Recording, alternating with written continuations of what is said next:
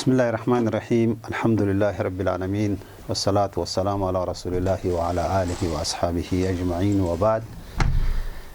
مغو تاسو په تیر درس کې د ویانا او لاها معاهده چې د بین‌المللي راکړې ورکړې په حق لوه تکمیل شوله. اوس راځو د ګیت سازمان ته. د ګیت سازمان کات یا ګیت یا ګات دا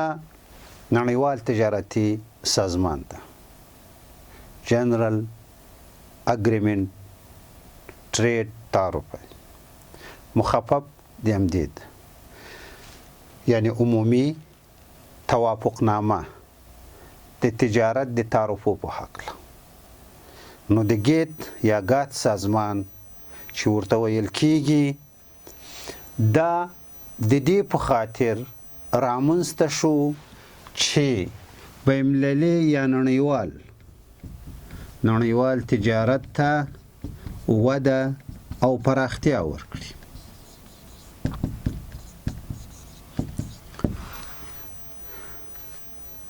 دا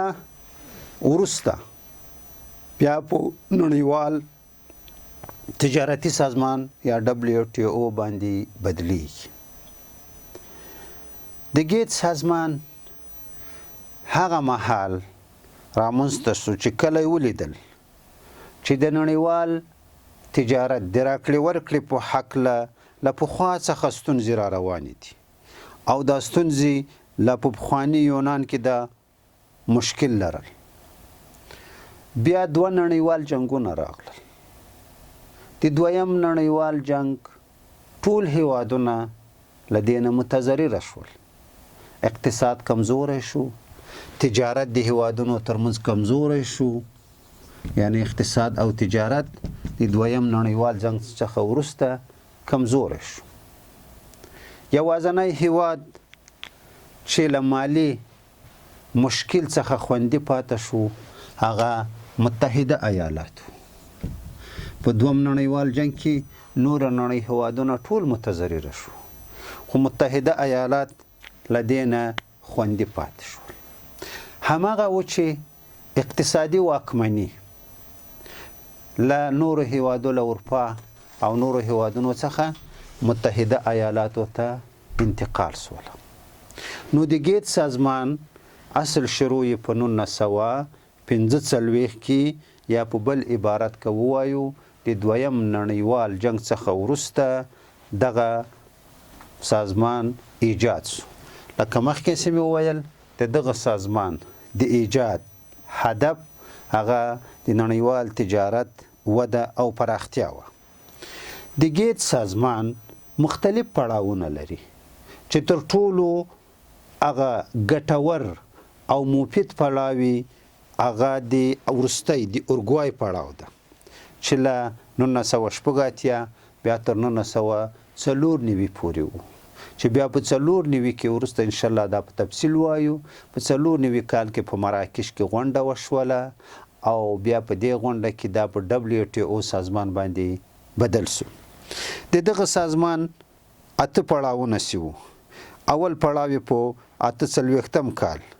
جنیب په سویس کې و. دویم یې په 1949 په انسیدي فرانسې په ښار کې و.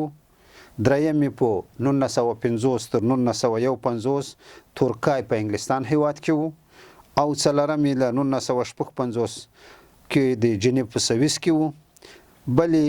1963 تر 1966 پورې د لیون د سویس په ښار کې و.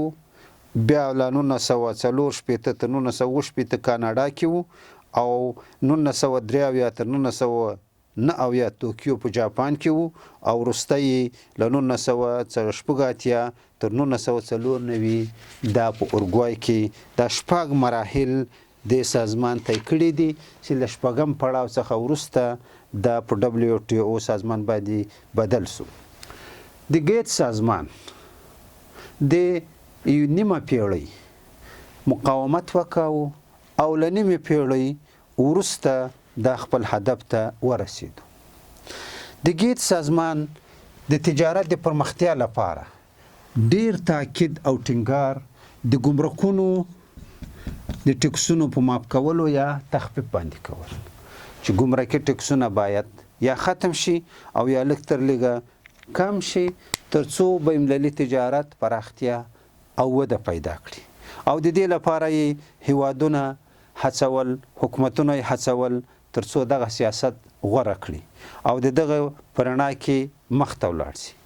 نو همغه اوسې د ګیټ سازمان موافق او کامیاب شو یو لیکوال چې احمد اصال هغه یو کتاب د اقتصاد په حق لیکلی چې د ګیټ سازمان دا په واقعیت کې یو استعماري پروژه وه هغه دا وه چې د اسلامي هیوادونو او د درېیمې نړۍ هیوادونو زیرمې نورې هم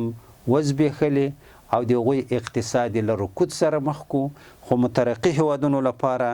دا ډېر پرمختللی چانس و ځکه چې د غریبو هیوادونو او د بېوزلو هیوادونو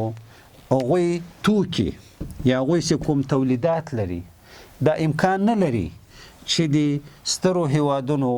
د توکو یا تولیداتو سره په بازار کې سیالي وکړي نو ځکه وایي له یوې خوا د دوی توکي د هغوی سره سیالي نشي کولی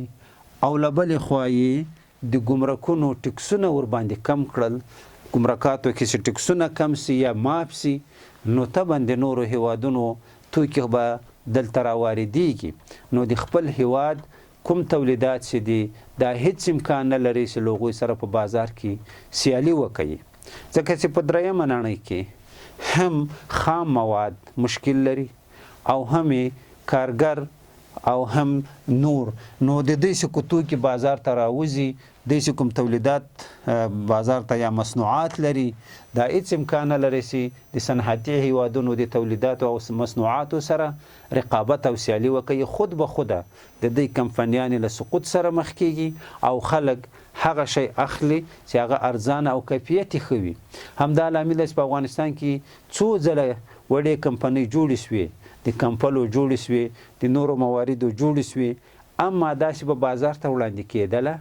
د دې باندې به ډېر مصرف راتلو نو هغه کمبلې چې له کوریا او چین نه به راکلي هغه به کیفیت به هم له دې نه ښه و ارزانه به هم وي نو کله چې په بازار کې آزاد بازار سي نو او توکي مصنوعات او تولیدات رقابت او سیالي ونه کوي نو دا خو بیا طبعا د هیواد کمپنۍ هغه کوم تولیدات چې دي هغه له سقوط سره مخ کیږي د ګیټ د نظریې تاسیس لکه مخکې چې موږ وویل هغه دا و چې د دویم نړیوال جنګ څخه وروسته د تجارت په ډګر کې ګډوډي رامنځته شوه او مخکې مې وویل چې د هیوادونو اقتصاد کمزوری شو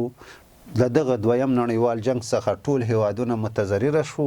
یوازې متحده ایالات وو چې هغه خوندي پاتې سو نو ځکه د نړیوال اقتصاد مشري او واکداري هم متحده ایالاتو ته انتقال شوله او تر اوسه پورې متحده ایالات د نړۍ په اقتصاد او تجارت باندې واکمنه ده د دې لپاره د ګیټ سازمان درې کارونه په کار واچول ترڅو نړیوال تجارت ته وده او پراختیا ورکړي هغه دا و چې دغه نظام د جوړښت پریکړې چې وکړي نو د درې مهم عناصر لرل اول د نقدو پیسو د قیمت استقرار د نقدو پیسو د قیمت کې دا کوشش وکاو چې تجارت هغه وخت وده او پرمختګ کولای شي چې موږ داسې هلې ځلې وکړو چې د هیواد نقد پیسې کومه کرنسي سي ده دا استقرار عمومي داسې نه سي هره ورځ ټیټه او پورته ځي بلکې مستقر وي که لږه اندازه ټیټه پورته ځي او خو په تجارت منفي اغیز ډیر نه کوي مګر په مجموع کې باید دا ډیر زیات ټیټ او پورته لاړ نشي دویم د شتمنیو انتقال په ازادي او د استثمار لپاره په نړیواله کچه فضا جوړول له یو هیواد څخه بل هیواد ته د شتمنیو انتقال او په کار اچول او داسې فضا جوړول چې په کار واچول سي د دې زمینه مساعده سي چې شتمنۍ له یو هیواد څخه بل هیواد ته په اسانۍ انتقال سي مثلا تل افغانستان نه شتمنۍ پیسې انتقالوي بل هیواد ته دا به ډېرې په اسانۍ سي او که دا کار وسي نو تجارت به وده او پراختیا پیدا کړي بل د نړیوال تجارت د ازادي تضمین، دا معنی چې نړیوال تجارت به آزاد وي او د دې هیوادونه به د دې تضمین ورکوي، چې دا معنی چې توکي به یې نه مني کې ازادي تضمین به ورکوي. د دې تضمین څخه هدف دا دی که چیرته یوه کمپنۍ په یو هیواد کې جوړیږي او هغه تولیدات وړاندې کوي، بیا به په هغه شکل تولیدات په غونم کمپنۍ په نورو هیوادونو کې نه جوړیږي او هیوادونه به د دې تضمین ورکوي چې دوی به دا کار نه کوي. نو دا درې چارې یا درې عناصر د ګیټ سازمان رامنځته کړه او وی ښودله که چیرته وای دغه درې عناصر تطبیق کړی شي، عملی کړی شي، نو تجارت به وده او پراختیا وکوي او د هیوادونو ترمنځ به تجارت اسانه شي. دغه درې موارد اوس څنګه عملی بڼه دې ته څنګه ورواغوندي؟